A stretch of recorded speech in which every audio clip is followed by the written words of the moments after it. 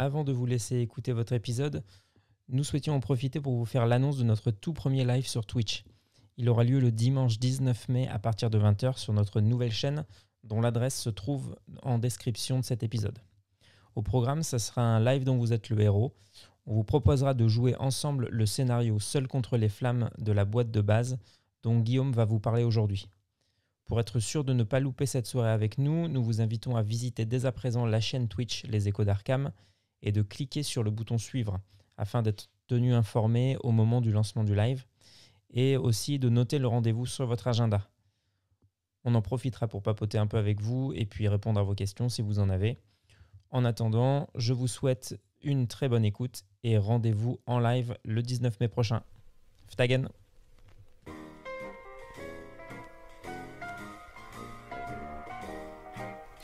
Nous voilà de retour pour la troisième partie de ce 6e épisode des Échos d'Arkham. Donc aujourd'hui, cette fois-ci, nous allons aussi nous intéresser à la boîte de base de l'appel de Cthulhu.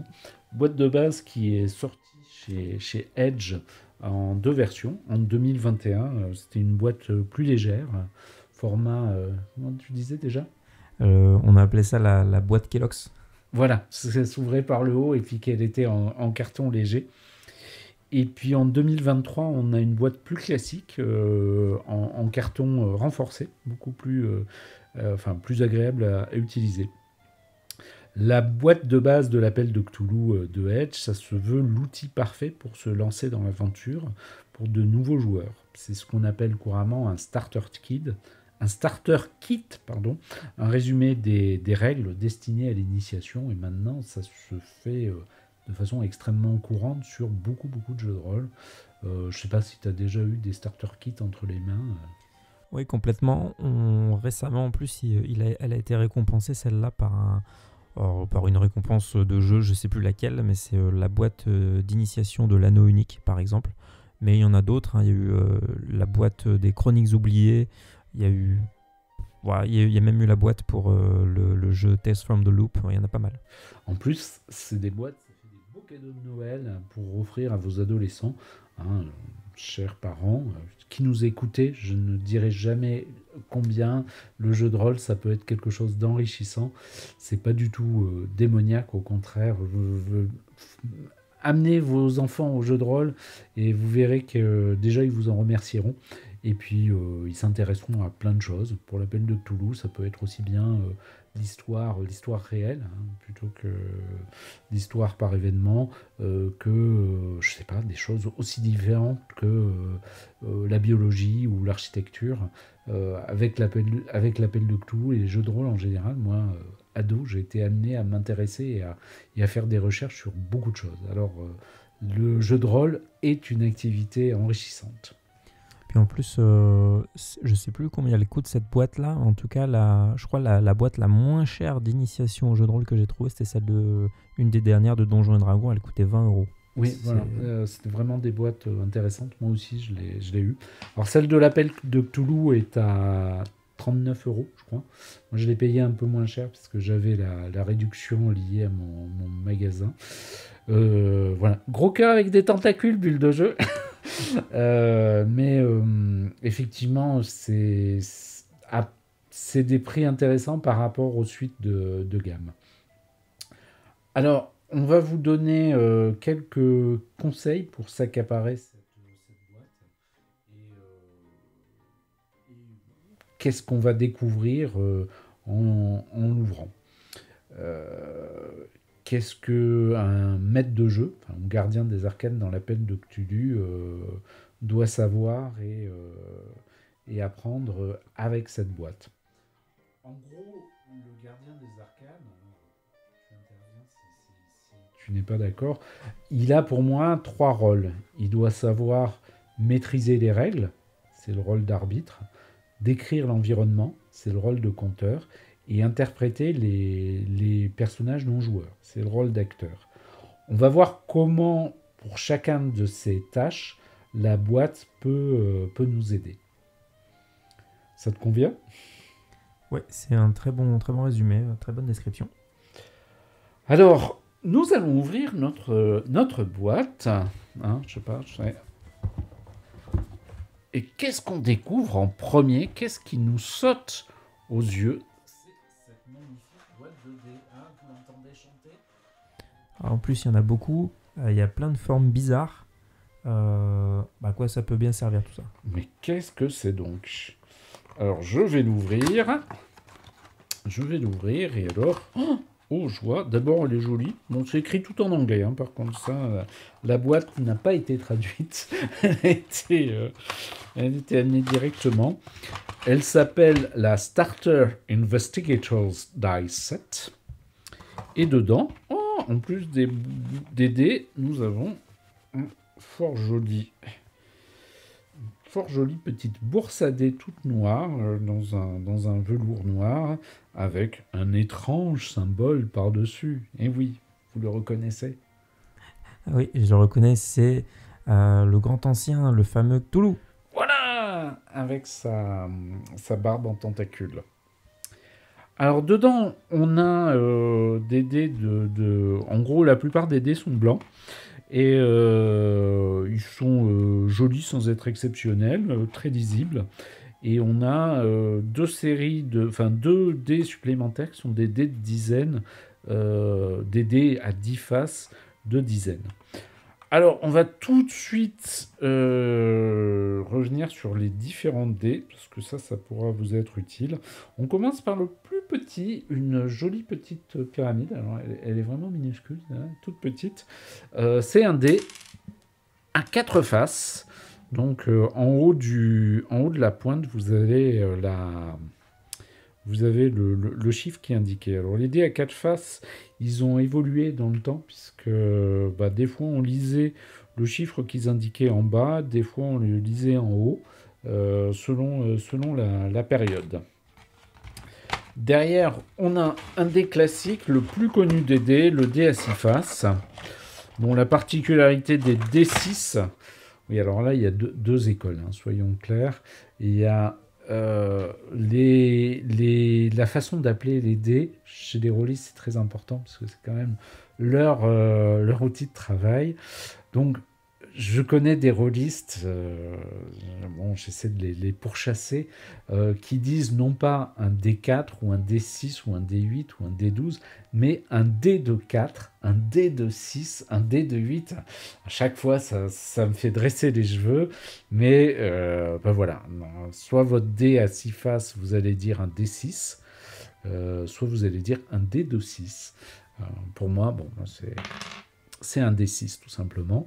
Et les dés rôlistes, ils ont cette particularité maintenant, c'est qu'au lieu d'avoir des petits points sur les D6, comme on trouve sur les dés classiques, on a tout simplement le chiffre qui est inscrit, 1, 2, 3, 4, 5, 6. Alors, toujours dans les dés de l'étrange, on passe au D8. Alors le D8... C'est un dé qui n'est pas très souvent utilisé dans l'appel de Cthulhu. Le seul danger, c'est qu'il ne faut pas le confondre avec le D10. Moi, ça m'est arrivé d'avoir d'avoir une joueuse qui tirait ses pourcentages avec un D8. Alors forcément, c'était bien, ça réussissait plus souvent. Voilà, donc la double pyramide. Derrière, on va passer à un dé. Le dé le plus utilisé dans l'appel de Cthulhu, c'est le dé à 10 faces, dit aussi dé 10. Alors en fait, s'il y en a deux, il y en a un avec des chiffres indiqués de 00 à 90. C'est ce qu'on appelle un dé de dizaine. Donc il faut savoir que c'est le dé qui va vous tirer vos dizaines sur les pourcentages, sachant qu'il y a une particularité, c'est le double zéro début. Normalement, la plupart du temps, ce double zéro représente 0 suivi d'un chiffre, 0,1, 0,2, 0,3, 0,4, donc on est très content de l'avoir. Mais si vous faites un 0,0 dans le dé de dizaine suivi d'un 0,0 dans le dé des unités, ça représente 100. Donc là, généralement, c'est un échec. Alors ça peut paraître un peu flou pour les personnes qui nous écoutent sans voir les dés et qui n'ont jamais fait ce jeu de rôle. On peut se dire mais comment ça se passe exactement ce comptage et tout ça, à quoi peuvent ressembler ces dés et tout ça. Vous verrez, il n'y a rien de compliqué, hein. C'est vraiment très clair quand on joue. Il faut juste pas confondre. Quand on fait 3-0, on arrive à 100. Et à l'inverse, pour faire un 1, le 0 n'existe pas. Du coup, C'est minimum, 0, c'est 1. 1. C'est 0, 0, 1. Voilà. Alors en fait, dans l'appel de Cthulhu, la plupart des jets sont des jets de pourcentage. Par exemple, sur un jet de compétences en trouver objet caché, si vous avez 45% en trouver objet caché, il faut lancer 2 dés 10, un dé de dizaine et un dé d'unité, et voir combien ça fait. Est-ce que vous allez faire plus ou moins de 45? Là, par exemple, j'ai lancé le dé de dizaine, j'ai eu un 10, et j'ai le dé des unités qui me donne le 1, donc ça fait 11. J'ai parfaitement bien réussi mon jet de dés, donc parfait. Les dés 10, ça va être les plus utilisés dans les parties, puisque c'est eux qui vont nous permettre de faire ces jets de pourcentage. Alors, derrière un autre dé à 12 faces, cette fois, un dodécaèdre, si je dis pas de bêtises. C'est le D20, j'ai plus le dodécaèdre. Enfin, je crois que c'est le D12, le dodécaèdre. Donc, un fort joli dé. Derrière, le plus gros des dés, et puis normalement, c'est pratiquement le dé symbole du jeu de rôle, c'est le dé à 20 faces. Alors le dé à 20 faces, il est très connu parce que c'est le dé principal à Donjons et Dragons et à beaucoup d'autres jeux qui sont des systèmes assimilés à Donjons et Dragons. Alors que dans l'appel de Cthulhu, il est plutôt utilisé très rarement. Moi, je crois que je ne l'ai jamais utilisé dans des parties de l'appel de Cthulhu.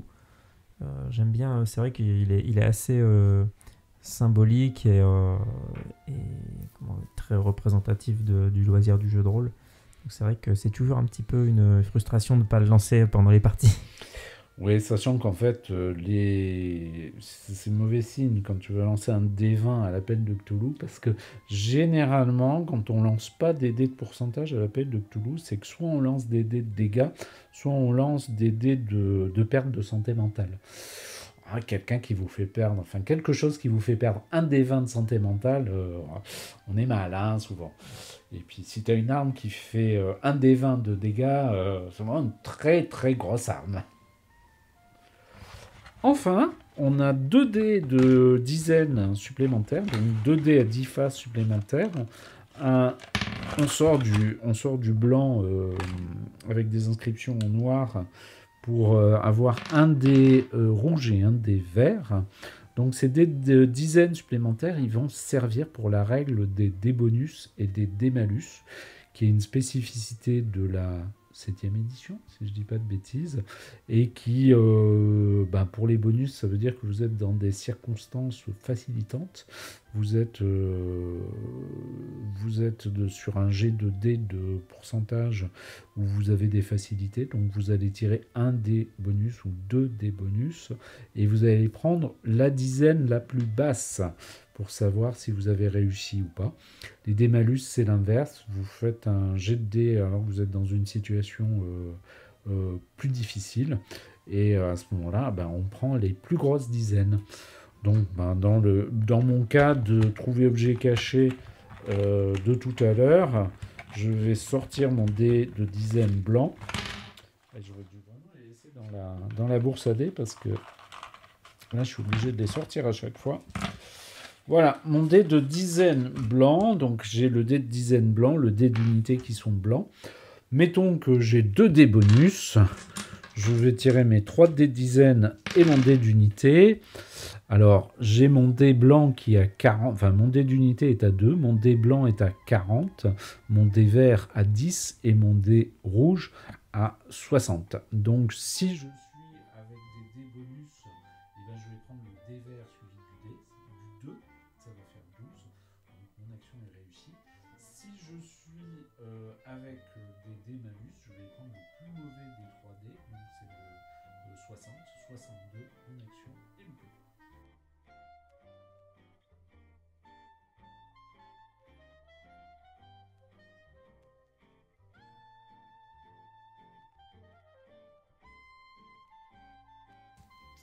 Voilà pour les dés, ils sont jolis, c'est une jolie boîte. qu'on peut dire, en général, souvent les dés, ça fait bien vibrer les rôlistes. En fait. J'ai souvent remarqué qu'il y avait un certain fétichisme sur les dés. Je sais pas ce que t'en penses. Il y a notamment, je sais que tout à l'heure on en parlait, donc dans la deuxième partie de l'épisode, on a parlé un petit peu de Maxime Chatham. Et je sais que Maxime Chatham a une énorme collection de dés. Si vous regardez des interviews de lui sur YouTube, vous verrez qu'il il a des dés dans plein de petites boîtes. Et même certains, je me souviens, il y avait un dé à l'intérieur, c'était de la déjection d'élan, si je me souviens bien, qui était enrobé dans le plastique, dans la résine. Un peu comme dans Jurassic Park, la lambre qui recouvre le moustique. Bah là, pour le coup, c'était des déjections. Mais il y a plein de... Ouais, il y a des rôlistes qui adorent collectionner les dés les plus divers. Une sorte de fétichisme. Ouais, voilà, fait dans des matières étranges, avec des couleurs bizarres. Et puis, je connais pas un seul rôliste qui n'est pas plein de dés, en fait. On est tous à un moment ou à un autre, on se lâche et puis on achète des dés pas forcément utiles, et on a tous plein. Et étrangement, moi c'est toujours la question que je me pose, mais pourquoi des fois on fait des parties de jeux de rôle avec des amis, ils ont des dés, mais en fait ils ne les ramènent pas. Donc les dés restent chez eux. Ça c'est toujours la grande question.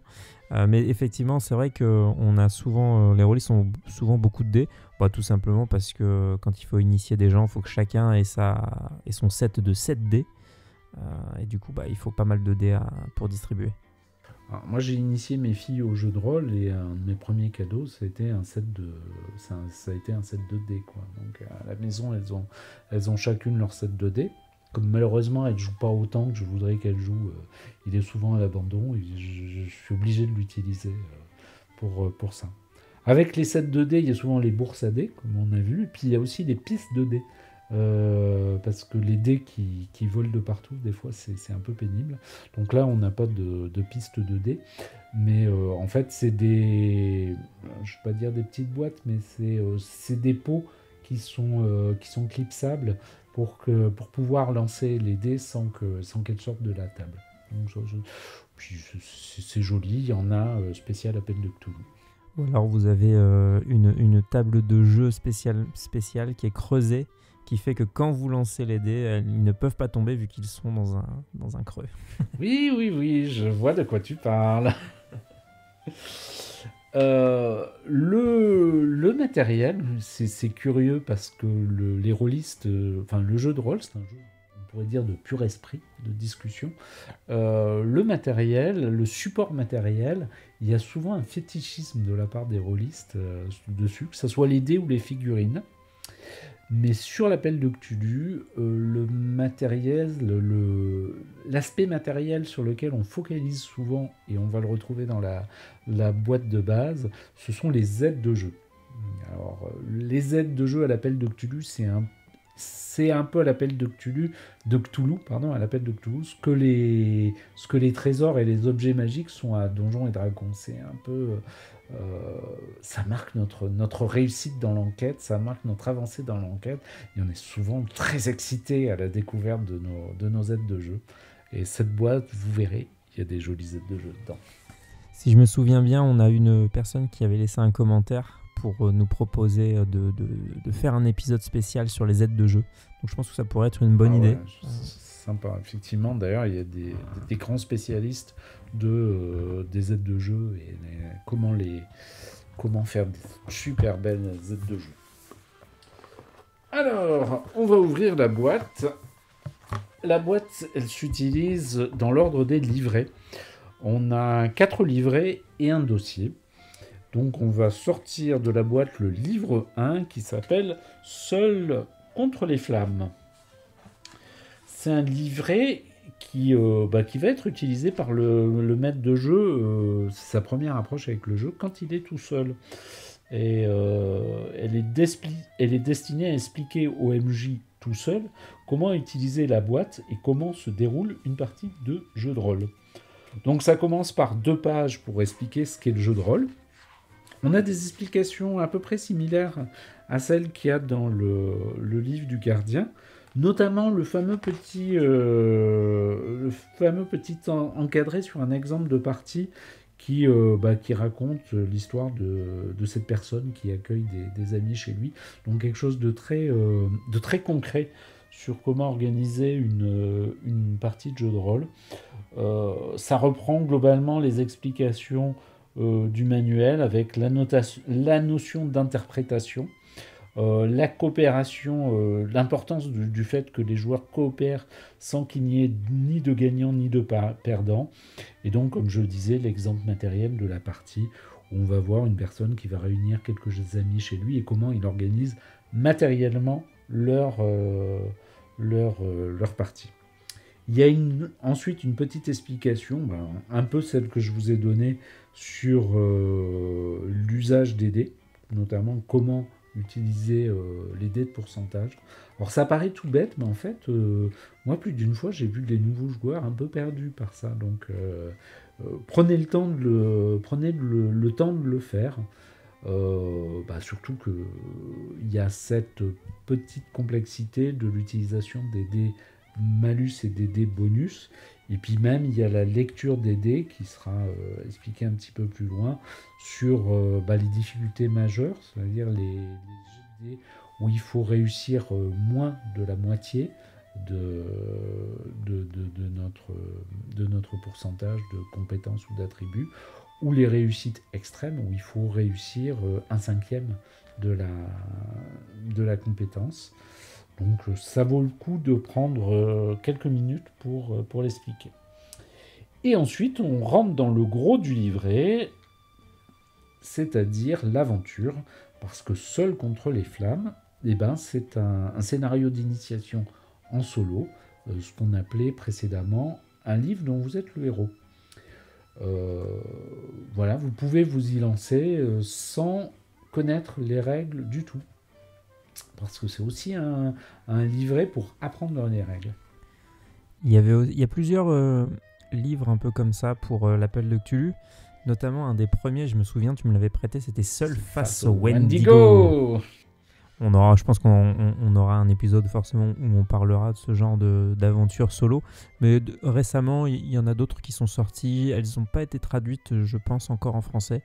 Mais il y en a plusieurs, effectivement, des bouquins qui ressemblent à des livres dont vous êtes le héros, qui sont des livrets d'aventure où vous créez votre personnage au départ, et puis vous lisez un paragraphe, vous lancez les dés s'il y a besoin, vous faites les choix, et le choix vous dit vous allez à tel numéro, telle page, et puis vous continuez votre aventure comme ça. Donc en général, moi je me souviens, l'aventure face au Wendigo, ça avait été très court pour moi. Mais bon, l'avantage de ces scénarios où on est seul, qu'on fait en solo, c'est d'être rejouable. Moi j'avoue que j'ai beaucoup aimé Seul contre les flammes. Ça a failli très, très mal se terminer, je l'avoue, mais au final, ouf, ça s'est bien terminé, mais j'ai très envie de le rejouer. Alors, oui, c'est pas une très grosse aventure, puisque c'est avec 270 paragraphes, mais ça prend... Alors moi, je l'ai fait en plusieurs fois. À mon avis, ça prend facilement 1 heure, 1 heure et demie. Moi, je l'ai beaucoup aimé. Pour une aventure en solo, c'était vraiment sympa. Je vais revenir un petit peu dessus sur l'aspect progressif du jeu. Mais en gros, c'est une aventure à la Innsmouth, sans vouloir trop dévoiler, mais vous allez vous retrouver, votre personnage va se retrouver dans une petite communauté isolée, des gens qui, dans un premier abord, ont l'air sympathiques, mais ne sont pas forcément tant que ça. Et là, on n'est pas seul face au Wendigo, mais seul face à un autre grand ancien, un peu plus méconnu et mal aimé, mais voilà. On va se lancer dans l'aventure, et en se lançant dans l'aventure, on va avoir un apprentissage progressif des règles. Moi, j'étais un peu étonné parce que je pensais qu'il demanderait de prendre un des personnages prétirés, mais pas du tout. En fait, on part simplement avec une feuille de personnage vierge, et dans les premiers paragraphes, je dirais dans les 20-30 premiers paragraphes qu'on va jouer, dans le début de l'aventure, on a la création simplifiée du personnage en 4 étapes. les attributs, les valeurs dérivées, les compétences professionnelles et les compétences personnelles. Donc ça se fait non pas avec des jets de dés, mais avec un système de répartition de G, en fait, enfin pas de G, mais de valeurs, qui va être le système qui est utilisé dans la boîte de base. Donc en gros, au lieu de tirer des dés pour vos attributs, vous allez avoir à répartir un 80, un 70, 360, enfin je dis n'importe quoi, mais en gros c'est ça. Vous avez un certain nombre de tirages à répartir, ce qui simplifie beaucoup les choses. D'ailleurs, au point où je me dis, tiens, ça peut être un système intéressant de création à garder. Ça a en plus l'avantage de quand vous avez plusieurs joueurs, il n'y a pas l'éternel joueur qui fait toujours des 18 sur le lancer de 3d6 par exemple. Il y a des joueurs, c'est des vénards hein, sur la création de perso, hein, faut pas croire, mais les dés leur obéissent, une grande obéissance donc. Ça ce côté équitable. Ensuite, toujours dans le jeu, on apprend les tests de compétences simples, puis les difficultés majeures, puis les règles des bonus et malus, et ensuite, selon comment se déroule l'aventure, la santé mentale, les combats, les dommages. C'est un apprentissage très fluide, puisqu'il est progressif, et on n'a qu'à lire les paragraphes. En gros, de plus en plus, alors je sais pas comment toi tu le ressens, mais assez souvent maintenant, par rapport à mon expérience de joueur des années 80, où quand on commençait à jouer à un jeu de rôle, on se réunissait puis on dépiotait le jeu. De plus en plus, moi je vois des joueurs qui arrivent et qui s'assoient, et avec qui il faut avoir cet apprentissage progressif des règles. Moi, j'ai pas eu. Je pense que de toute façon, de mon côté, quand je fais jouer, j'explique pas toutes les règles. J'explique voilà, vraiment les basiques. Le lancer de dés, comment on lit les dés. J'ai dit aux gens, quand je vous demanderai de faire un test, vous regardez votre fiche, vous sélectionnez la compétence que je vous demande, vous lancez les dés et voici comment on lit les dés. C'est à peu près ça. Et pour le reste, après, je le fais effectivement au fur et à mesure. Si c'est important, parce qu'en fait, on s'aperçoit quand même qu'on n'utilise pas toutes les règles tout le temps. Il y a plein de cas qu'on n'utilise pas. Moi, j'ai jamais fait de poursuite en voiture. Il y a plein de choses que j'ai pas faites. Du coup, je reste sur le minimum. Et puis ensuite, si vraiment il y a besoin d'une règle en particulier, soit je la connais et puis je l'explique à ce moment-là, ou soit je la lis. Mais l'apprentissage des règles, pour moi, aujourd'hui, c'est plus... je ne balance plus un pavé de règles comme un peu pour un jeu de société. Moi, en plus, pour ma part, j'ai énormément de mal à apprendre des règles quand on me les dit. Moi, il faut que je joue. Et en même temps, c'est ce qui m'aide à visualiser les choses. Donc je fais pareil pour les parties de jeux de rôle. J'explicite très peu au départ, le strict minimum, et après on fait en avançant en jouant. Alors, en fait, je crois que de toute façon, de plus en plus, on est habitué à cette idée que on ne doit pas se taper des règles avant, mais on apprend les règles en jouant. Là, c'est la première fois que j'ai un exemple qui va jusqu'à la création de personnages, et pourquoi pas. Mais en fait, dans le concept, vous, maître de jeu, vous aurez sûrement à faire ça, quoi. C'est-à-dire que c'est plus sympa d'accueillir des joueurs, de les commencer à les faire jouer, et puis qu'ils apprennent les règles au fur et à mesure du jeu. D'ailleurs, maintenant, pour moi, clairement, c'est ce qu'attendent les joueurs. Alors, on a parlé de l'apprentissage des règles. On va parler un peu d'un autre type d'expérience que vous allez pouvoir acquérir avec ce livret, c'est la narration. Pour moi, les paragraphes, globalement, c'est un bel exemple de narration efficace, simple, mais chargée d'une véritable émotion.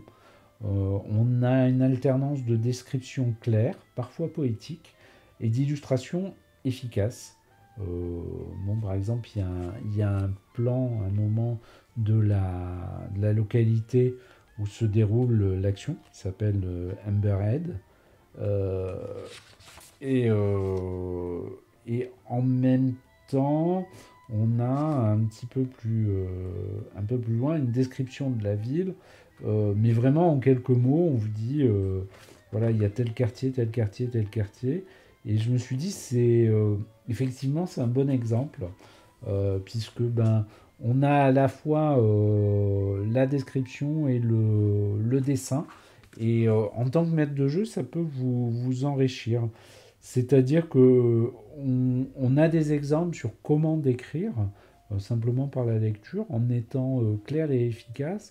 Et on a des exemples de comment quand même faire rentrer un début d'émotion. Moi, je me rappelle que, par exemple, il y a il y a un paragraphe où on a une discussion avec une logeuse. Et c'est intéressant parce que on a déjà on en a déjà parlé, mais des fois dans l'appel de Cthulhu, c'est intéressant de faire passer un contenu psychologique dans une description. On avait parlé de comment la description d'une chambre partagée par deux personnes pouvait nous informer sur la psychologie de ces personnes. Et là, il y a de ça, c'est-à-dire que des fois, l'émotion dans l'appel de Cthulhu, elle passera par la description d'un personnage, y compris dans ses moments de fatigue ou de faiblesse, et dans la sympathie qu'on pourra avoir avec lui, ou dans la peur qui peut vous inspirer. Donc, au-delà de la narration et de la narration de détails et de descriptions, il y a déjà dans ce livret une progression intéressante de l'ambiance. Si on analyse un petit peu, on se dit tiens, voilà comment faire progresser l'angoisse, l'inquiétude, de façon pas forcément linéaire, puisque en gros, il va y avoir un accident de car.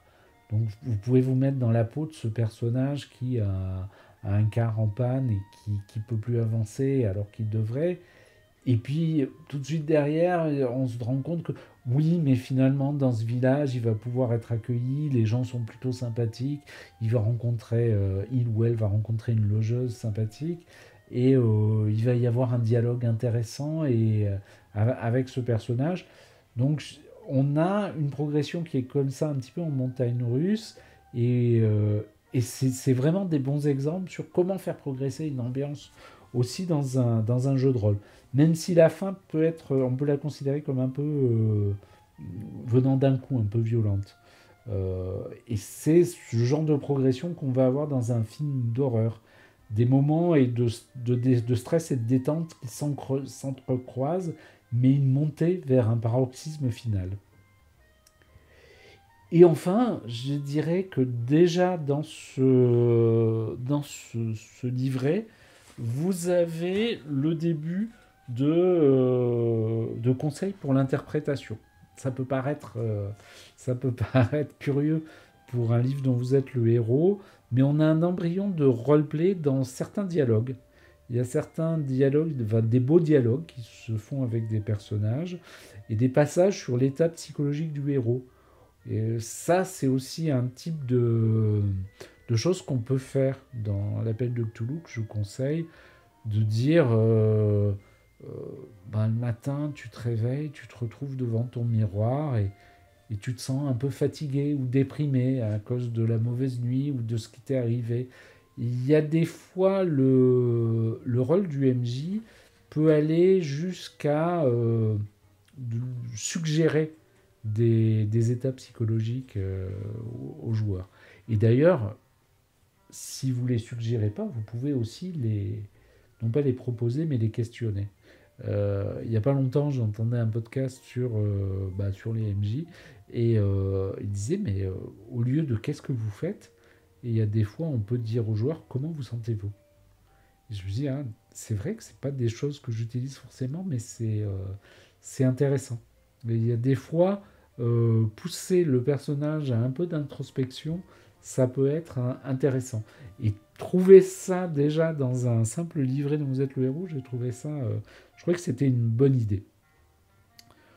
Donc, pour conclure, pour moi, c'est vraiment une réussite. Quand vous le jouez, je vous conseille de prendre le temps de le faire et de réfléchir à ce qui fait qu'on aime ou qu'on aime moins, pour reproduire ou ne pas reproduire. Ça a beau n'être qu'un livret mécanique, entre guillemets, on peut y trouver des idées.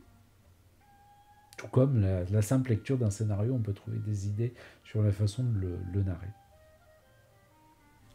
Super, c'est une belle présentation de ce premier livret, donc Seul contre les flammes. Maintenant, on peut, dans la boîte, vous allez trouver d'autres livrets, et notamment ce livret 2 qui est le livret des règles de base. Alors les règles de base, en fait c'est un résumé des règles que l'on va trouver dans le manuel du gardien. L'avantage, c'est que le manuel du gardien, il fait 400... dans les centres des tours, je crois que c'est 450. C'est vraiment un livret impressionnant. Et alors que les règles de base de la boîte, elles font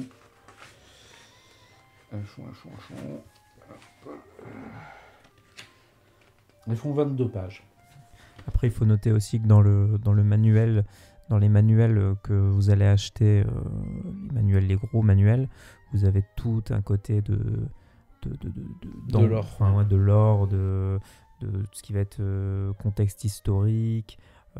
Vous allez avoir énormément de détails qui ne sont plus des règles, mais qui sont des détails propres à des fois le contexte historique et tout ça. Donc vous avez énormément de choses qui sont à rajouter et qui ne sont pas totalement nécessaires, qui sont hyper intéressantes. Mais si on veut démarrer le jeu avec un tout petit livret de règles, de résumé de règles, ça fonctionne complètement. D'ailleurs, ils en fournissent en général toujours un avec les écrans. Donc un écran de Gardien des Arcanes, vous allez avoir l'écran lui-même avec la superbe illustration, des résumés de tables, de règles, de mécaniques derrière l'écran, et vous allez avoir avec un petit livret qui vont vous résumer la plupart des règles importantes pour pouvoir faire une partie. Et des fois avec ça suffit. Oui, en plus c'est des aides à la maîtrise tout simplement. Comme l'écran, on peut en avoir un, c'est-à-dire beaucoup de règles, des règles importantes résumées en peu de place. Donc ce livre 2, les règles de base, c'est un résumé simplifié des règles que l'on peut trouver dans le manuel du gardien. Elles peuvent être soit lues par le gardien rapidement, si vous vous sentez de les lire, pourquoi pas, ou alors résumées aux joueurs, ou simplement présentées à ces joueurs quand le besoin s'en fait sentir. Cela commence au début par une présentation du jeu, qui se veut à la fois pédagogique et excitante, comme le passage qu'on avait lu tout à l'heure sur Bienvenue investigateur. Donc ça, c'est un passage qui, à mon avis, peut être carrément lu aux joueurs pour leur donner envie de jouer. Puis il y a un survol du concept de jeu, comme on avait vu tout à l'heure au manuel du gardien, et de l'œuvre de Lovecraft, puisqu'on en revient toujours. Ils ont quand même un certain respect de l'œuvre autour de laquelle tourne tout le jeu. Moi d'ailleurs j'ai bien aimé ce survol parce que elle réconcilie même la réalité de l'œuvre, l'humour de Lovecraft dont on parle un peu. On a toujours cette vision de choses horribles, de personnes complètement solitaires, mais en fait c'est un homme plein d'humour, et c'est dit dans cette boîte de base, donc ça m'a fait plaisir. Et le fait que quand même le jeu appartienne aux joueurs, donc ils peuvent créer le type d'horreur qu'ils veulent.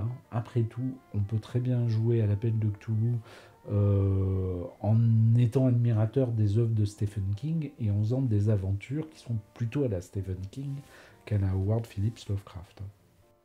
Parce que surtout, en plus, ce livret de règles de base, ça reste un système mécanique qu'on pourrait adapter à n'importe quel type de jeu d'horreur ou même d'autres choses. Hein. Voilà.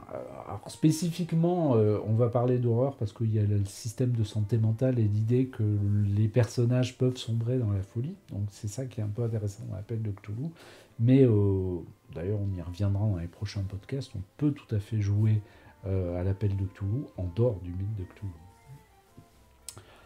On passe ensuite à la création des investigateurs, donc création simplifiée des investigateurs, puisque c'est ce que j'appellerais des semi-prétirés.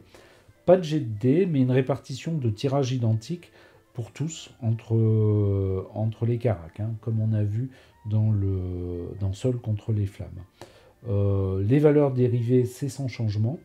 Oui, alors quand je dis répartition, ça veut dire que vous allez avoir un 80, un 70, 2,60 ou 3,60. Enfin, je ne rentre pas dans les détails, mais en gros, vous aurez toujours les mêmes caractéristiques. Donc les valeurs dérivées, ça c'est sans changement par rapport aux règles de base. Le choix de l'occupation, il n'y en a que 8 qui sont présentés, mais ça couvre les classiques, hein. On va voir écrivain, journaliste, détective privé, enfin ce qu'on voit assez souvent dans les œuvres de Lovecraft, et même ce qu'on retrouve assez souvent chez les joueurs, hein, médecins, avocats, antiquaires, ce genre de choses. La répartition des compétences d'occupation selon un système similaire aux caractéristiques de points professionnels, et la répartition des compétences personnelles. Là, c'est encore plus simple, c'est 4 fois 20 points que vous répartissez où vous voulez sur vos compétences. Alors, c'est un peu autoritaire comme façon de faire, mais ça fonctionne et ça permet une création rapide des personnages. Une présentation rapide du système de jeu avec les tests de compétences, les niveaux de difficulté et de réussite, des bonus et malus, et même les jets de chance. Bon, là encore, hein, c'est simple et efficace, et ça tient sur 2 pages et demie. Donc, moi, je sais pas, je pense qu'en tant que maître de jeu, en tout cas, je m'en inspirerais pour une présentation rapide du jeu. Même, je me rends compte qu'il n'y a pas si longtemps, j'ai fait jouer des jeunes joueuses en faisant tous les tirages de dés au début. Je me dis maintenant, ouais, c'est vrai que ça alourdit un peu. Ce système de création avec des jets imposés, c'est quand même pas si mal quand tu veux jouer rapidement. Ensuite, on passe à l'incontournable, la santé mentale. Alors, la santé mentale, elle est résumée parce qu'on ne va parler que des folies passagères, hein, donc pas les durées indéterminées. Alors, là aussi, on peut se dire que ça allège peut-être un peu trop le jeu, mais bon, avec les scénarios qui sont présentés, moi je trouve que ça suffit pour jouer. Et puis, même les folies passagères, ça amène du peps, quoi. Ça amène l'ambiance particulière à l'appel de Cthulhu, où on a vraiment la peur de devenir fou. Sauf que là, vos personnages, ils peuvent pas vraiment finir à l'asile, mais la folie peut intervenir dans leurs aventures. Du coup, c'est des règles qui me semblent beaucoup plus claires et efficaces que dans le manuel du gardien. Parce que moi, c'était ma principale critique sur la V7, c'était par rapport à la santé mentale qui me paraissait un peu plus difficile à appréhender ou à comprendre dans la V7 que dans des versions précédentes. Je sais pas ce que tu en penses, mais... Ouais, ça avait été amélioré, ou en tout cas ça avait été un peu modifié.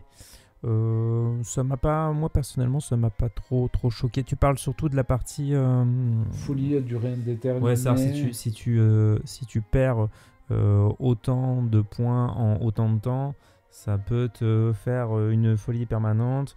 Mais si tu as pas autant de points de perdu en une demi-journée, ça exclut le truc. Ok. Ouais, ça peut être un peu... des fois, il faut... C'est pour ça que des fois, c'est intéressant. Derrière l'écran, tu as une sorte de résumé. Ça peut aider parce que des fois, on t'a pas tout en tête, quoi. Ouais, tout à fait. Et puis, malgré tout, dans les le résumé, enfin dans le livret des règles de base, il y a par exemple les descriptions des compétences et les descriptions des phobies, manies. Donc sur l'interprétation des joueurs, on a déjà ce qu'il faut pour s'amuser et pour jouer avec. Tu as même des cartes de la folie, si je ne m'abuse, sur la V7. Cartes de la folie qui portent sur les phobies et manies, qui sont beaucoup plus nombreuses que dans les règles de base, puisque dans les règles de base, là, si je dis pas de bêtises, il y en a une vingtaine. Voilà. Non, il y a une dizaine de phobies, une dizaine de manies, et puis 10 formes de la folie possibles sur la table des folies passagers. On avait même vu je crois que c'était le tout premier épisode, pour ceux qui l'ont écouté, où on avait... c'était peut-être dans l'épisode où on parle de l'année 84, où on voyait l'évolution des règles sur les différents manuels, et on voyait qu'au fur et à mesure des manuels, ils rajoutaient des folies au départ. Je sais plus, je me rappelle plus, il y avait peut-être 15 folies. Après, ils en ont rajouté, etc. On avait donné quelques exemples. Donc, pour ceux que ça intéresse, vous pouvez aller sur... donc, c'est l'épisode 3. L'épisode 3 qui s'appelle Conte d'effroi. Ensuite, le combat. Donc, le combat en gardant le système des jets opposés en combat rapproché et des combats à distance. Il est débarrassé de nombreuses fioritures dont on n'a pas forcément l'usage. Toutes les règles sur les tirs automatiques, tous ces trucs un peu lourds dans le combat et qu'on n'utilise pas très souvent en fait. Donc là encore, c'est bien et vite résumé avec quand même des exemples. Blessures et soins, même chose. Là encore résumé, présenté de façon claire et avec des bons exemples. Donc, en tout et pour tout, toutes les règles tiennent en 22 pages. Et vous pourrez confier ce manuel aux joueurs sans problème pour qu'ils puissent avoir une base pour comprendre les règles, ou vous pourrez les garder derrière l'écran et puis vous y référer rapidement si vous n'avez pas le manuel du gardien. Donc, rien à jeter, rien à rajouter. Pour moi, c'est à utiliser comme tel. C'est rigolo, tu parlais du fait de laisser le livret aux joueurs. Par exemple, le manuel donc on a le manuel du gardien et le manuel de l'investigateur. Mais en général, en tout cas de mon expérience, c'est toujours le gardien qui achète le manuel de l'investigateur et qui le garde.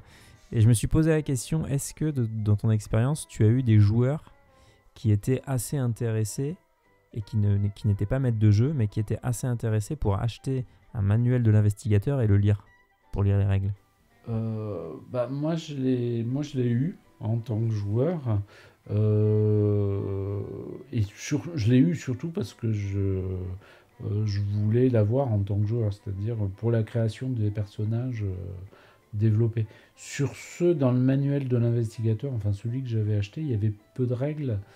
C'était surtout un enrichissement un enrichissement pour la création des personnages, surtout. Et puis, tout le reste, c'était sur l'ambiance, sur des faits d'époque, sur du lore. C'était le manuel de l'investigateur version Descartes. Ouais, voilà. Ouais. Dans la partie, alors actuellement, je joue les maîtres de Nyarlathotep avec un autre groupe. Et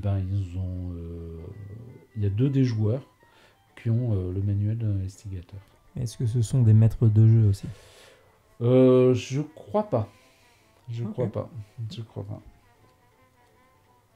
Alors on va passer au 3e livret. Le 3e livret, le livre 3, qui s'appelle Celui qui dévorait les livres et autres aventures.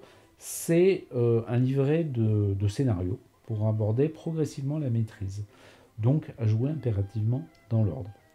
Je vais pas trop développer non plus pour pas spoiler le contenu. S'il y a de nos auditeurs qui veulent être joueurs sur ces parties-là. Mais disons que moi, ce qui m'a intéressé, c'est le côté progressif et pédagogique de ces livrets, et c'est là-dessus que je vais m'arrêter. Alors, le premier scénario s'appelle Celui qui dévorait les livres, il fait 11 pages, Et c'est une aventure simple prévue pour seulement un investigateur ou éventuellement deux.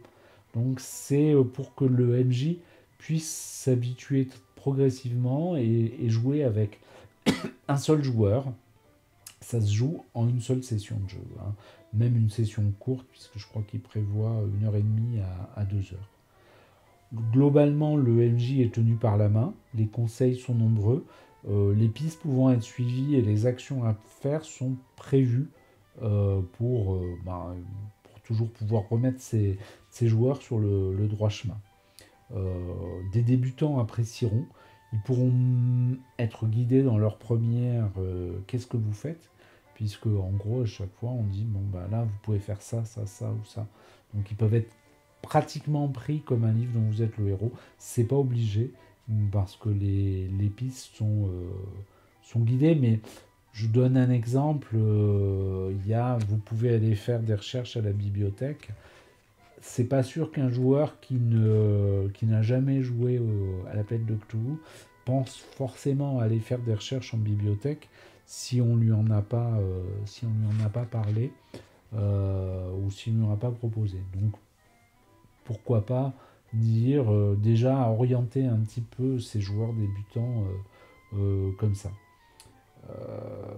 Il y a aussi des conseils sur la façon de jouer, mais pas tellement. Le côté rôle de l'acteur du maître est juste survolé. Les combats ou les effets de perte de santé mentale sont simples et dirigés. En gros, il dit vous loupez votre jet de santé mentale, voilà ce qui vous arrive derrière. Avec une fin du coup qui peut être assez mystérieuse selon notamment la réussite ou l'échec de ces jets de santé mentale. Les PNG sont peu nombreux mais intéressants puisque en gros c'est pas un huis clos mais ça se passe autour d'un lieu unique et en gros il y a deux personnages non joueurs dont est très très peu développé et il peut éventuellement y en avoir un troisième et un quatrième selon l'enquête que mènent les joueurs. Donc c'est un bon scénario pour faire débuter, en plus quand on est dans une relation 1 à 1. Mon conseil, c'est avant de le faire jouer, réfléchissez un petit peu à vos descriptions, parce qu'elles sont un peu sommaires dans le scénario. Donc réfléchissez à quoi peut ressembler la maison, le quartier, le cimetière, enfin c'est des endroits où se passe l'action, et préparez l'interprétation de vos PJ. Essayez un petit peu de réfléchir à ce qu'ils sont pour les étoffer un peu. Il y a des PJ un peu développés, comme par exemple Thomas Kimball, qui est un peu le patron des investigateurs, celui qui va les embaucher, celui qui va l'embaucher, et il cite pratiquement que son nom. Donc on peut se demander pourquoi il fait ça, qu'est-ce qu'il fait là, à quoi il ressemble, le pourquoi du comment. Mais pour commencer avec des joueurs débutants, moi je trouve que c'est assez bien. En plus, c'est un scénario où qui a priori ne sera pas mortel, quoi, qui sera pas trop dangereux. Alors on a un deuxième scénario qui s'appelle À la frontière des ténèbres, qui fait 30 pages. C'est le scénario le plus étoffé du livret. C'est une aventure classique mais efficace. La plus longue des 3 aventures, elle est prévue qu'elle puisse durer jusqu'à 3 sessions. Ils disent entre 1 et 3 sessions. Si vous avez des joueurs qui vont tout droit, ça peut vraiment se faire en une session. Si vous avez des joueurs qui aiment bien faire des circonvolutions, enquêter, aller à droite, à gauche, ça peut durer 3 sessions, mais à mon avis, guère plus. Puisqu'en gros, là encore, c'est une aventure qui tourne beaucoup autour d'un lieu principal. Elle pourra s'avérer beaucoup plus dangereuse pour les investigateurs, pour leur vie comme pour leur santé mentale. C'est une aventure qui donne la satisfaction d'accéder à de nombreuses aides de jeu dès le départ. Donc on a vraiment le plaisir de l'aide de jeu enfin révélé, le plaisir d'avoir des aides de jeu, de découvrir les aides de jeu. Avec d'ailleurs, ce qui est bien dans l'appel de Cthulhu, c'est que les aides de jeu, c'est aussi... c'est pas un jet de dés, en fait. L'analyse des aides de jeu, vous allez la faire vous, les suites à en tirer. Donc ça, c'est très satisfaisant. Donc cette aventure, elle est assez linéaire, avec beaucoup de conseils au MJ et des pistes à suivre limitées. Le contenu, c'est vraiment... je pense que ça ferait sourire quelques vieux joueurs, parce qu'il y a des clichés dedans. Il y a des clichés qu'on a beaucoup vus. Il y a un nombre de personnages de PNJ qui est assez limité. Puisqu'en gros, bon, en dehors des gens qui sont juste des figurants, enfin les habitants d'un village par lequel vous passez, des choses comme ça. Mais en gros, vous avez principalement 2 PNJ, enfin 4, mais les principaux c'est 2 PNJ avec des belles séquences d'émotions dedans, préparer, jouer. Euh, donc encore une fois, pour moi, mon conseil, c'est de réfléchir aux PNJ, y compris les PNJ secondaires, parce que, bon, par exemple, il y a les membres de la famille d'un personnage, vous pouvez à peine les voir, ou vous pouvez en faire des personnages plus importants et plus approfondis. Euh, donc avant de jouer, lisez bien, imaginez, avant de les interpréter, les scènes qui sont chargées d'émotions. Comme par exemple, bon, sans spoiler, au début il y a une entrevue avec un personnage qui s'appelle Rupert Merryweather, et c'est une scène, c'est une belle scène, quoi. Pour moi, c'est une scène où qu'on peut jouer avec une certaine émotion. En plus, il y a une certaine liberté sur certains détails qui fait que vous pouvez la faire de différentes façons. Vous pouvez la faire vraiment très horrifique, cette scène, ou très sentimentale, ou très froide, au contraire, enfin, ou très chargée de tension et de menaces. C'est à vous de voir. Il y a beaucoup d'ouverture sur d'autres scénarios, enfin sur d'autres aventures possibles, mais là, si vous avez vraiment des débutants, tenez-vous-en à l'aventure. Euh, Essayez de prévoir comment ramener les investigateurs sur la piste, notamment s'ils se perdent trop dans les propositions d'enquête au début. À un moment, il va falloir les ramener sur le principal. Euh, à l'inverse, si vous avez vraiment des investigateurs qui sont trop fonceurs, conseillez-leur la modération, pour qu'ils se rendent pas trop rapidement, qu'ils se retrouvent pas trop rapidement à la scène finale. Enfin, on va terminer par le Jazz du Maccabée, qui fait 26 pages, qui est prévu comme la plus courte que la précédente, hein, puisqu'ils indiquent 2 sessions. À mon avis, curieusement, elle peut être plus longue quand même, parce qu'il peut y avoir des enquêtes, peut y avoir des tours et des détours. Et c'est l'aventure qui demandera sans aucun doute la plus de préparation au maître de jeu, hein. Il y a des éléments de contexte qui sont plus nombreux et plus intéressants, notamment, bon, ça se passe à Harlem et on parle de racisme, donc on peut parler d'une sorte d'horreur qui est un petit peu plus subtile que la pure horreur des monstres. Donc c'est typiquement le genre de scénario, moi, qui me fait vibrer, parce que vous lisez ça, vous pouvez essayer de vous renseigner sur ce qu'était Harlem dans les années 20, ce qu'étaient les Noirs, la situation des Noirs par rapport aux autorités dans les années 20, ce qu'était le jazz aussi. Donc c'est vraiment le genre de scénario pour s'enrichir. Donc se renseigner dessus avant de le jouer, pour moi, c'est un plus. Il peut être intéressant d'intégrer des scènes d'ambiance sur ces sujets au cours de l'aventure.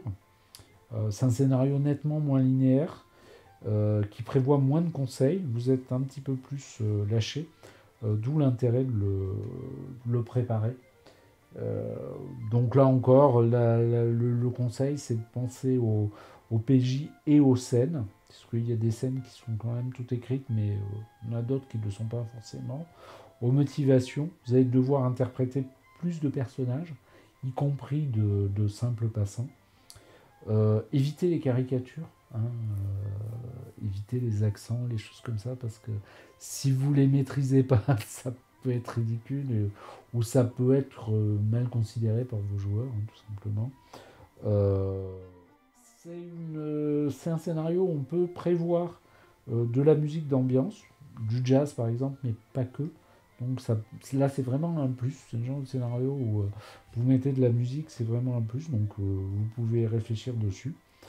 Là, je vous conseille aussi de revoir les règles de combat pour les scènes d'action et de penser à jouer les interactions avec de la tension, de la menace ou de l'émotion.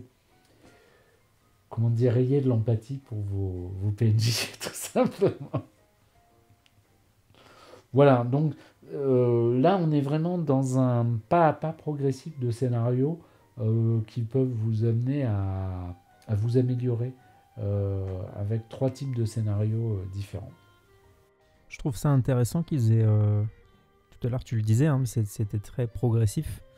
On voit vraiment que le premier scénario, c'est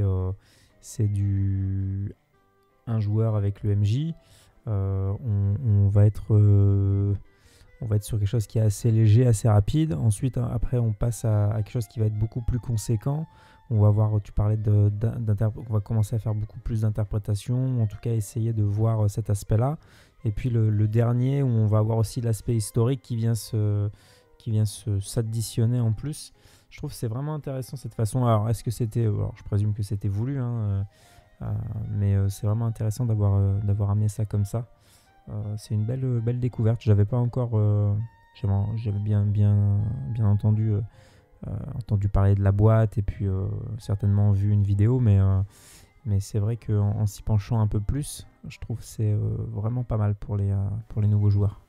Alors je sais que toi tu avais un scénario que tu aimais bien au cœur des ténèbres pour initier les nouveaux joueurs, mais voilà, ceux-là sont pas mal également, et puis on est dans l'idée que on peut avoir une suite. D'ailleurs, en parlant de suite, il recommande et il est prévu de pouvoir être joué avec la boîte de base seulement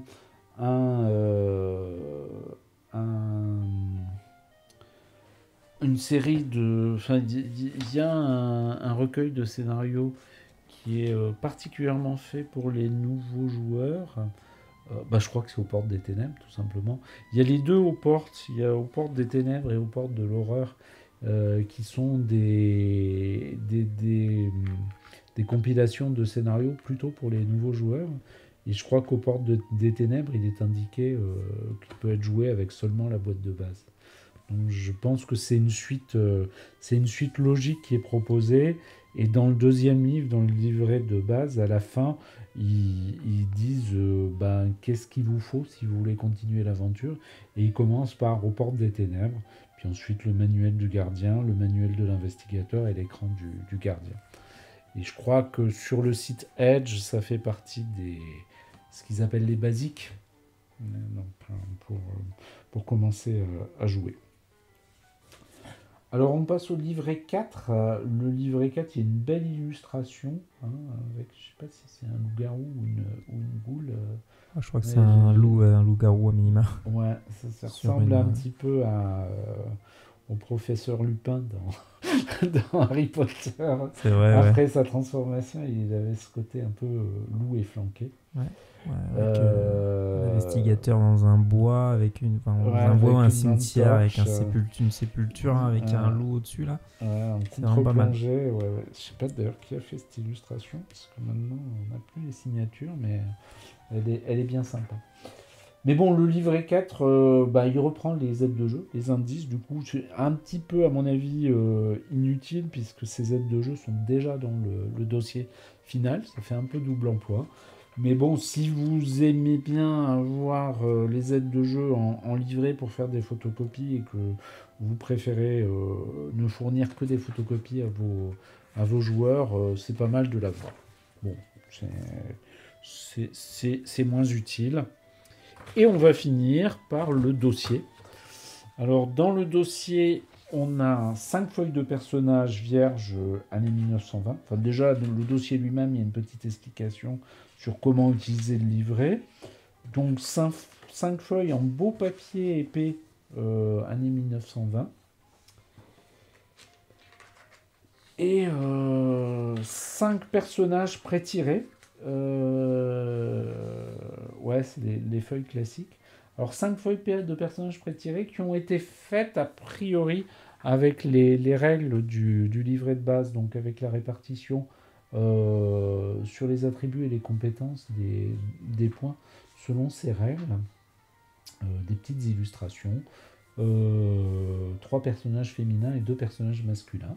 On a des petites caricatures. On a le fameux Nevada Jones. Ah oui, il rappelle quelqu'un. Hein. Voilà, le célèbre aventurier. Puis c'est inclusif aussi, puisqu'on a une professeure d'histoire noire et une professeure de je sais plus trop quoi. Étudiant en sciences ou étudiant en ingénierie. Une étudiante qui est eurasienne. Donc on est un peu dans les mêmes idées que Donjon qui veut avoir des personnages et des illustrations un peu plus inclusives qu'à l'époque du début du jeu de rôle où on avait des personnages qui étaient plutôt masculins et presque systématiquement blancs. Alors que penses-tu de nos pré-tirés? Lequel voudrais-tu utiliser?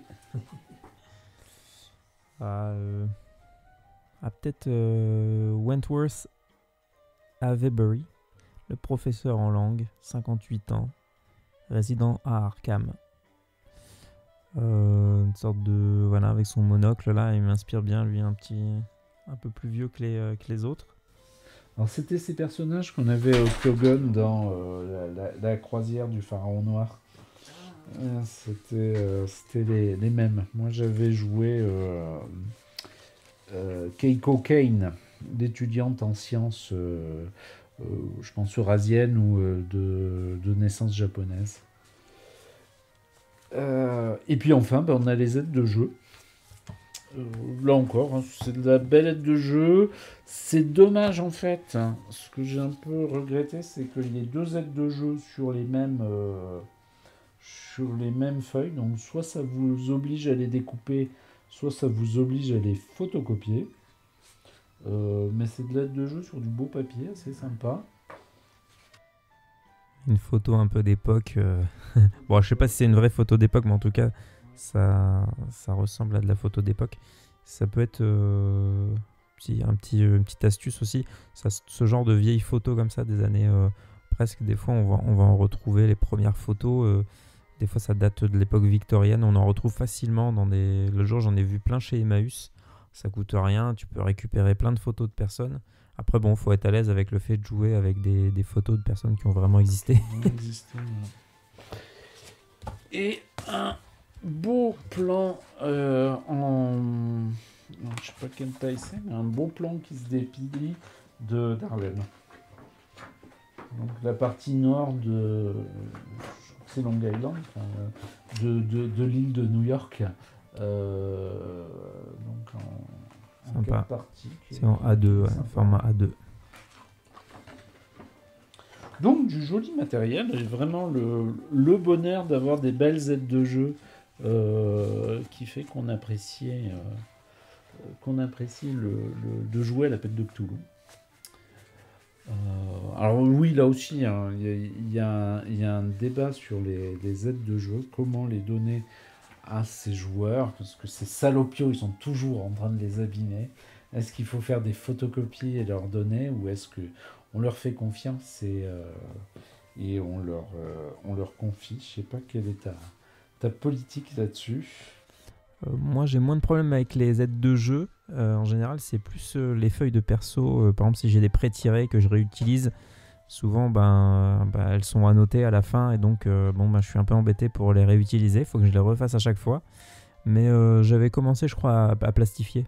Donc, j'utilise une plastifieuse. Et puis, comme ça, c'est réglé. Même si tu notes des choses avec un crayon Velleda, ça s'efface. Mais ouais, pourquoi pas plastifier les aides de jeu, ça pourrait être un truc. Après, l'aide de jeu, c'est vrai que si on t'a envie d'utiliser les aides de jeu de la boîte, bah, tu peux le plastifier éventuellement. Mais si tu veux utiliser des aides de jeu que tu crées toi-même, un peu voilà, tu essaies de créer une vraie lettre avec les vrais tampons et tout ça, ouais, c'est un peu plus précieux, quoi. On va pas les plastifier, celles-là. Bien, pour terminer, moi je dirais que c'est un bon outil d'initiation. Franchement, j'étais content de mon achat. On peut le poursuivre, on peut se contenter de la boîte de base. Alors, comme je le disais tout à l'heure, elle est à 39 euros. C'est à la fois pas donné et moins cher que d'autres matériels, hein, ça paraît évident. On peut le poursuivre avec soit aux portes des ténèbres, soit aux portes de l'horreur, hein, qui sont deux recueils de scénarios plutôt faits pour débutants et pour lesquels les règles de base sont suffisantes. Ça permet de jouer pendant des années, hein, parce que soyons clairs, rien que les 3 scénarios pour organiser les parties, pour tout ça, donc il vous faudra quelque temps, mais je pense que on peut jouer 2 ans simplement avec la boîte de base aux portes des ténèbres et aux portes de l'horreur, hein, sans se frotter, avant de se frotter à l'impressionnant manuel du gardien, qui chez Sans Détour fait 464 pages. Non, je crois que 464 pages, c'est chez Edge. Donc c'est vrai que pour des jeunes joueurs ou des nouveaux joueurs, se dire, voilà, j'ai un livret de 464 pages à me coltiner, des fois ça peut être impressionnant. Vous avez du beau matériel, ça manque peut-être d'un petit écran. Donc on peut avoir intérêt à prendre l'écran, je crois que ça s'appelle la boîte du MJ. C'est le kit du gardien, je crois. Le guide du gardien, pardon. Je dis MJ, mais on est à l'appel de Cthulhu. C'est les accessoires. Gardien les accessoires du gardien. Ou en plus, il y a peut-être un scénario dedans. Oui, vous avez un livret avec 2 scénarios. Donc le scénario La Maison Hantée, qui est le scénario le plus mythique de l'appel de Cthulhu, qui a été repris déjà depuis la première édition de chez Descartes. Et vous avez un deuxième scénario qui s'appelle Le Phare défaillant, que je n'ai pas encore fait jouer, mais que j'aimerais bien faire jouer. Voilà, qui est une aventure qui se passe sur un phare qui semble abandonné. Vous échouez, vous échouez sur une île où il y a un phare. Bon, alors, tant qu'à faire du copinage, moi je vais renvoyer sur un autre podcast aussi. Si vous voulez une première approche de l'appel de Cthulhu, en dehors de la nôtre, bien entendu, et des conseils spécifiquement sur un scénario de l'appel de Cthulhu, qui est dans le livret Bernard. Il y a une série de podcasts qui s'appelle Tales, par, je dirais, Antoine et Jean. Je crois que c'est les deux gars qui est très intéressante. C'est des gens, notamment, ils ont des bons conseils pour l'ambiance. Alors, ils testent différents... chaque épisode, c'est un nouveau jeu de rôle qu'ils ont testé. Mais ils ont fait aussi des épisodes, un sur l'appel de Cthulhu et un sur la boîte de base d'Alien, je crois, où il y avait des conseils de maîtrise et c'est très intéressant. Donc, voilà. Hein, vous aussi, on vous fait un gros cœur avec des tentacules, Antoine et Jean. Et puis, c'est aussi des passionnés, ça se sent dans leur façon de faire des podcasts. Et puis après, pour que ça c'est valable pour tous les créateurs de contenu, abonnez-vous aussi aux différentes chaînes. On a laissé pas mal de liens dans les descriptions, que ce soit notre podcast ou ceux de nos confrères, on pourrait dire ça comme ça. Abonnez-vous aux chaînes, partagez aussi les liens, partagez les podcasts, les vidéos, parce que c'est comme ça que les algorithmes fonctionnent.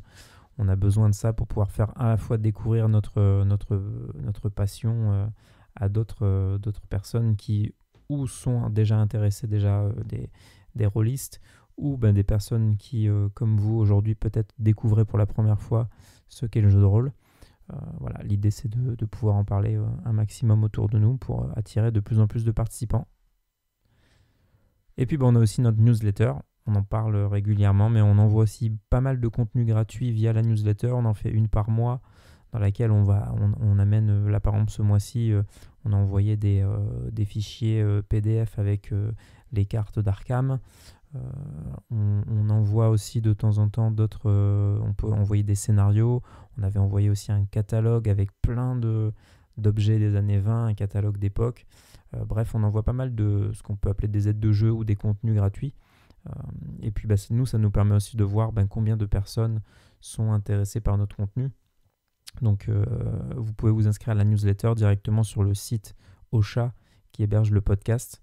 Si vous faites s'abonner, vous avez la possibilité de rentrer votre adresse email.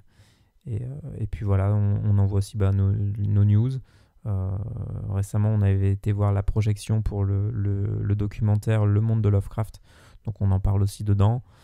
Et puis c'est la possibilité de découvrir aussi d'autres événements qui peuvent se passer autour de l'écrivain et puis du jeu, l'appel de Cthulhu de façon générale.